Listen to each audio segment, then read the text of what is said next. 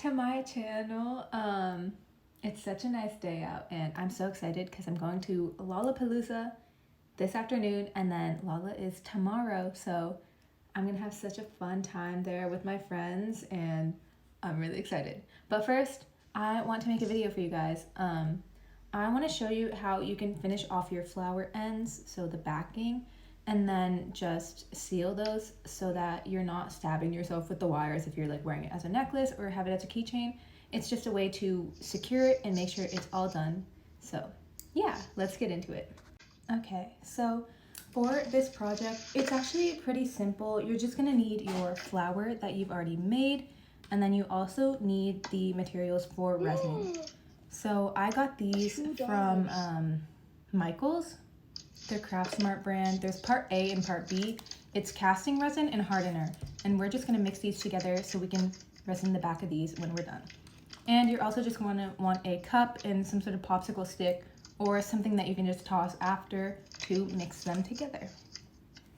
Also, this is so random, but if anyone was in Chicago last weekend, Chinatown had a huge market and I got so much cute stuff. Like this necklace was from an artist there. If I find her, I will link her, but like she had the coolest jewelry. And then I also bought these nails. They were from the K-Beauty store in Chinatown, but I've never tried press-on nails. I've only done gels, so very excited to try these. Oh my god, I'm going off on so many tangents today, but also I did a stick and poke for the first time on my friend last week and it turned out so good. Like here, it's a stick and poke, but like now that I've done one, I feel so prepared to do more because I was really nervous. I've only done one on myself, which I'll show here, but I don't know, I've been really nervous to do stick and pokes because I'm like, I don't know if I'll do it right or if people will like them, but she loved it and now I want to do more. So I'm doing a few more in the town I'm in right now, but low-key, I might start opening it up to like the public, so if anyone's interested in a stick and poke like these, let me know.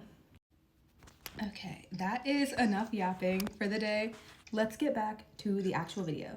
So to start off, you're gonna wanna take your flower that you've made. This is mine. She's so pretty. It's a spider lily. And you're gonna want to just take those ends that you have twisted together. I think I've shown in my other videos that whenever you attach your petals, you just kind of like twist them together like this. And then I don't know if I ever fully showed how to end it, so I'm gonna do that right now. So what you're gonna wanna do is take that end. I'm just gonna hold mine straight up like this so you guys can see, just like that. And then I just will take that end and kind of twist it around on itself. So if you can see this, I'm fully just twisting it around a few times just to secure it.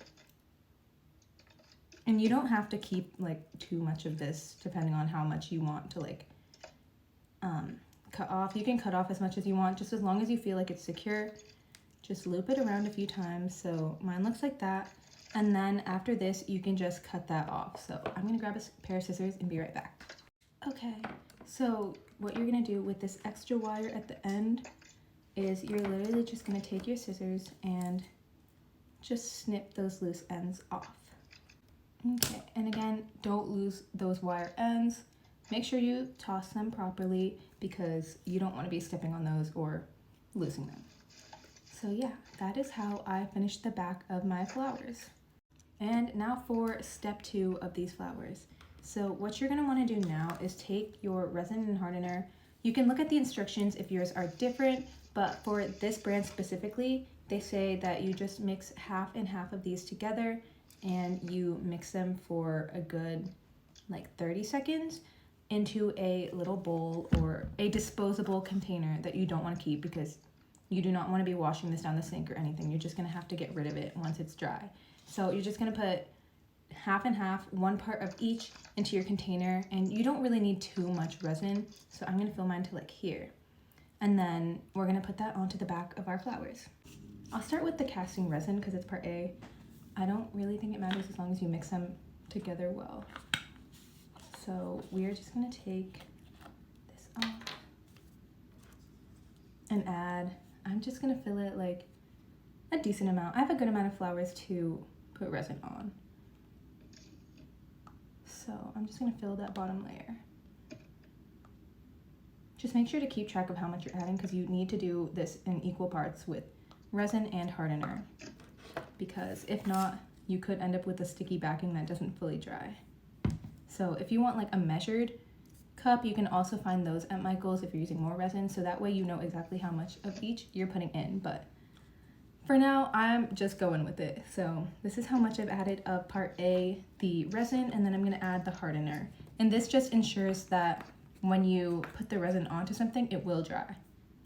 So I'm just gonna open that up and add an equal part into here. And that looks good to me, so I'm gonna take this and mix it for like 30 seconds.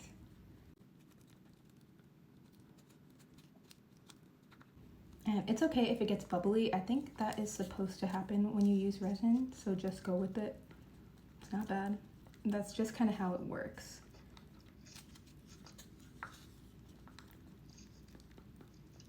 So this is mine. It's very bubbled up now. You can see that there. And this is pretty much ready to be used. So once that is all mixed together, just prep your flowers and then we will move on. Okay, once your flour and your resin are made, you are now ready to finish off that backing. So what you're gonna do is take your resin and take that popsicle stick and grab a minimal amount of resin. And then what I do is just put this onto those open ends. I'm gonna let this kind of drip on. You don't want too much because you don't want it to fall fully through your flour. If you heard a noise, something in my room just fell, so ignore that. But you're just gonna wanna take enough to cover this backing and cover all of those loose wires that you have. This will just make sure that you're not getting poked and that your wires are safe and they won't like come apart and your flour will stay together.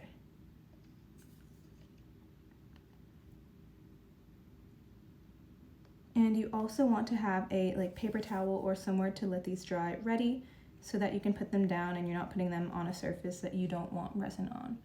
So this is the back of my flour. Doesn't look much different, but I've added resin to this top part and then around the edges a little bit. And I'm just gonna set this to dry. And I'm gonna do a few more of these if you guys want to chill with me, so.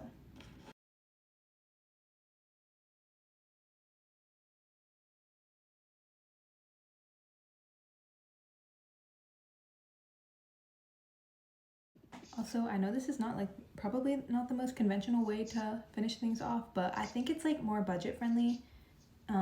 So yeah. And here are my finished flowers. Okay, so once your flowers are complete, what you're gonna wanna do is just let them dry for 24 to 48 hours until that resin hardens. The resin will dry clear, so you won't see it, it won't affect your pieces at all. And yeah, once it's done, you are ready to wear your piece or do whatever you wanna do with the flowers or wire pieces that you make. So I hope this helped. If you guys have any more questions or have any more videos you want me to make, let me know, and I'll see you next time.